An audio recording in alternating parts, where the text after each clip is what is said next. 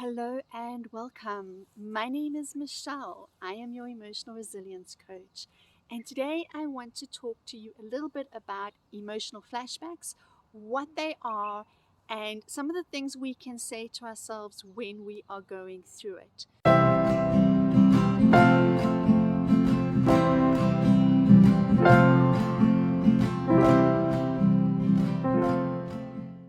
So, simply an emotional flashback is anything that triggers us back to a childhood core wound. Now, we can't prepare ourselves for it because anything can trigger it. It can be a smell. Maybe you smell something or someone and it's a deodorant or an aftershave and it reminds you of a parent. Maybe you hear a song and it reminds you of a breakup. Maybe there is a certain food that you smell, and it can even be, it reminds you of when you were incredibly sick. I remember as a child, I had a terrible stomach bug. Well, initially we thought it was a stomach bug, and it turned out that it was actually food poisoning. And for 3 days, I was really ill. And every single time for years, we drove past the place where I had been poisoned. The smell of their food triggered me and made me feel instantly sick. So it can be any of these things where our senses will grab hold of something and it will transport us back to that time, back to that place, back to that moment. It can even be something as a perceived slight.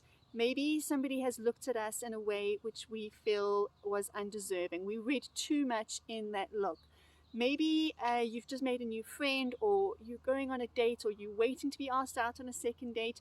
You've texted somebody and you're waiting for them to text you back, and it's not happening fast enough, it's not happening quick enough, and your brain just spirals. And so you will feel all the things that will happen when you feel abandonment. Your brain will run a million miles an hour. Your logic will shut down. You will say, this is about me. This is because of me. I've done something wrong. And you will analyze everything you said, everything you did, what you wore, what you looked like, what could have been perceived, how they could have taken you and interpreted. And you really go to town on yourself. You absolutely give yourself a terrible time. And so you spiral in these feelings of helplessness, in these feelings of despair, in these feelings of loneliness, because you beat up and you beat down on yourself. You're feeling these intense emotions. These intense emotions can even put you in a state of rage, where you get really angry with the fact that you're even feeling it in the first place. So often what happens is you will have this experience and you'll think, but hang on, why am I feeling this again? I don't want to feel this again. And so you will have this anger that comes up with it. Or, surely I'm through this, or I'm past this, or I've dealt with this, or the one thing that we say often is, why does this always happen to me? Or why does this always have to happen like this? And so we fight, we rage against the world, we rage against ourselves, our parents, our family, other people. We just really go to war.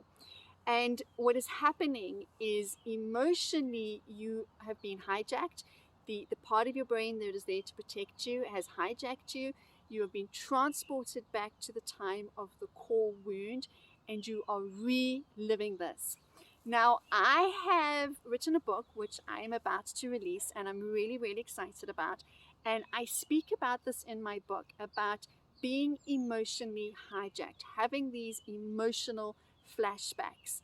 And essentially what that means is that generally, most of the time, 9 times out of 10, the current situation with which we are in does not suit the emotion that we are in. And sometimes our brains, in a way, can sort of see it, even if it is after the fact. Like, hey, maybe I overreacted a little bit. Maybe I shouldn't have responded this way. Or what happened to me? Why did I behave that way? Why did I say that? Why did I show up that way? And that's because we are basically in that core wound, in that child pain, and the child has taken the reins. The child is throwing a form of a tantrum. The child is feeling that pain, and that child is showing up from that space. And that is why we do these things. Now, how we can calm this down, how we can take a deep breath and understand what's going on, is to realize and understand that we are safe in the moment. Right now is not the emotional flashback. I am in this moment now. I am safe. This is something I've spoken about in past videos.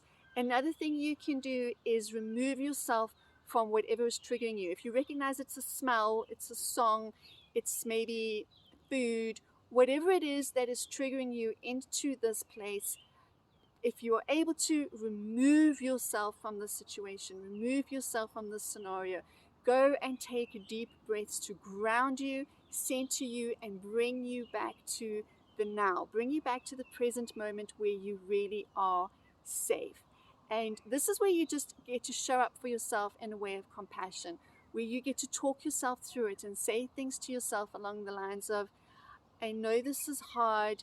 And this is where you actually, it's a beautiful opportunity to talk to the inner child. All right.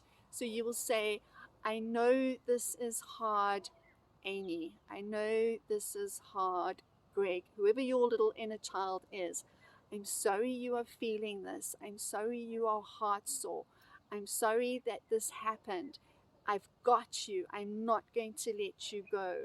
I'm not going to abandon you as you were abandoned. I've got our back, right? This is a relationship that you're forming with the younger you. In my book, in the very first chapter, I speak about a time where I ended up in an office of somebody that I knew and respected well, and I was just venting and I was offloading about everything that I was going through, but at the same time I wasn't aware that what I was doing was I was living in an emotional flashback. Now, generally emotional flashbacks are short-lived, but they can also be long-lived. And so I was living in, and I had entered quite a long emotional flashback. This is what got me on my journey of healing, was that this emotional flashback I had entered into. At the time, I hadn't even realized that that's what I'd done, is that I'd entered into this pain of my childhood. But what I did know and what I did recognize was who I was, how I was showing up, how I was presenting myself to the world, what I was feeling. There was a great sense of disconnect. I wasn't feeling like this was me. You know that feeling when you just don't recognize yourself and you're thinking, who am I? I'm not recognizing who I am right now. I was very much in that space. And I was reliving patterns of my childhood wounds. I was now reliving them in a current relationship, and it was looking very, very messy. And it became an incredibly enmeshed thing where it was difficult for me to differentiate present pain and past pain, and to try and pull that apart and look at it and see it for what it is. And this is what I write about. This is the journey I write about in my book, which I'm really, really excited is going to be available soon. So if you are in an emotional flashback, or if you are in a stage in your life, you have entered a chapter which is unfamiliar, maybe that exactly is what it is. It's an emotional flashback. The child in you is grabbed hold of the steering wheel and is running the show now. And that is why maybe you're feeling out of control, you're having these weird outbursts, you're saying things you don't mean, you're feeling a lot of pain, you're feeling easily rejected, you're feeling that people are maybe out to get you, hurt you. This is the child in you that is feeling this. And this is an opportunity for you. It is a beautiful opportunity. It's difficult, but it is a wonderful opportunity for you to start to heal this child. And awareness brings about compassion, which goes a long, long way. So if you are aware of the external triggers around you, if you're able to remove yourself from it, take deep breaths, do what you need to do to ground yourself. I have got some great videos on different grounding techniques to allow us to feel safe in the present again. If this is something that is extended, it is drawn out, and it is new territory for you, this is a beautiful time for you to cultivate compassion, love, and forgiveness of yourself. And this is a time for you to figure out what is going on. What are your core wounds that you have ignored, that you have suppressed, that you've said to yourself, suck it up, other people have it so much worse, or something along those lines, and now it has come and it is not leaving until you deal with it. That was where I was 4 years ago, and that was what put me on my journey of recovery, of healing, and of learning to connect with me again. Please do check out my book when it is available. I will have a link here for you. Don't forget to like, subscribe, the notifications button. Come on over to Instagram, say hi to me there. And if you have any questions, if you have any thoughts, if you have any queries, do let me know. And I'm hoping to have a day set aside where I will be answering just those. Obviously, it'll all be anonymous. Have a most empowered and fantastic day.